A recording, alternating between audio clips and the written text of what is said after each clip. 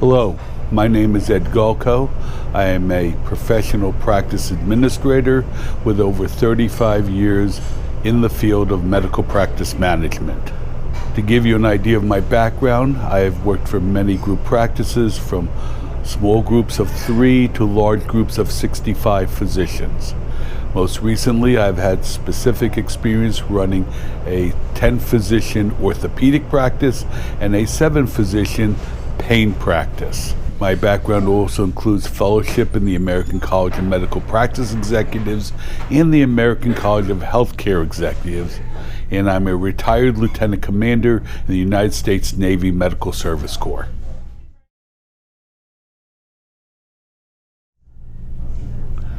My experience with workers' compensation in the private physician office has been that most physicians don't necessarily understand the nuances of providing worker coverage for workers' compensation patients. You're not working with patients as you would with a regular patient in the office, because the worker comp carriers are interested in how to get the patient back to work as quickly and as easily as possible. Medical offices are often not conversant in the nuances and the issues of dealing with worker comp patients. The paperwork is totally different. The carriers require quick responses after you've seen a patient. They won't wait a week to get the report. They want the reports normally within 24 hours or less. And practices have to change their policies and their procedures in order to meet the needs of the worker comp carriers and the patients that are under their control and guidance.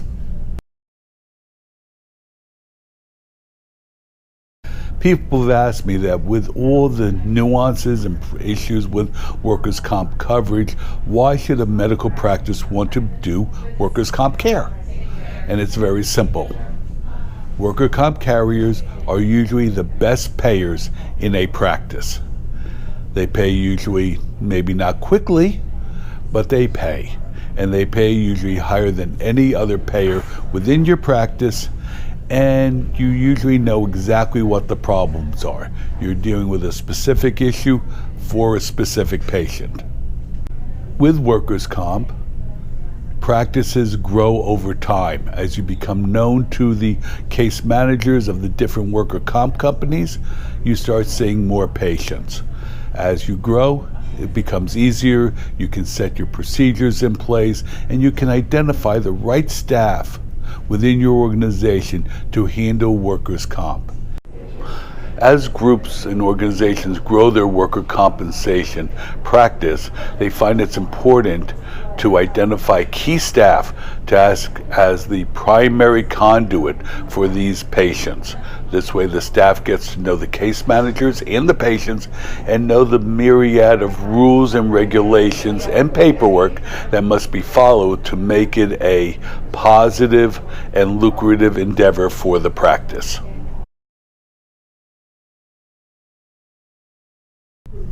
To get started within the workers' comp field, practices have to be willing to make the commitment of both time, energy, and staff to meet the needs of the carriers.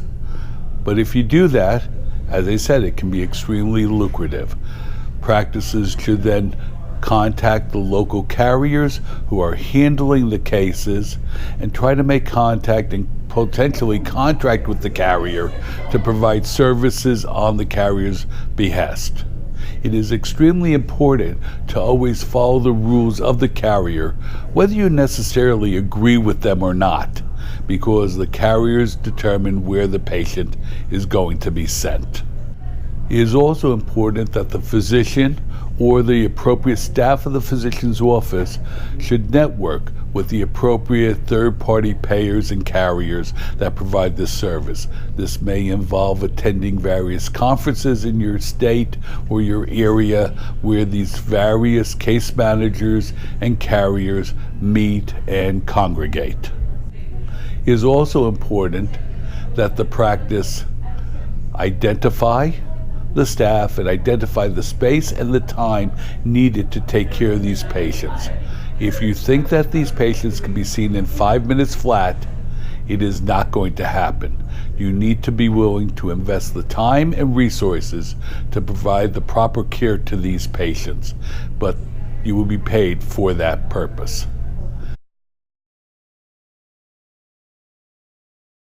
Many practices who are just starting out in this field don't necessarily know how to get started. This organization is one that can help you meet those goals, who have resources available and help teach, train, and provide resources for you to have a beneficial new program within your practice.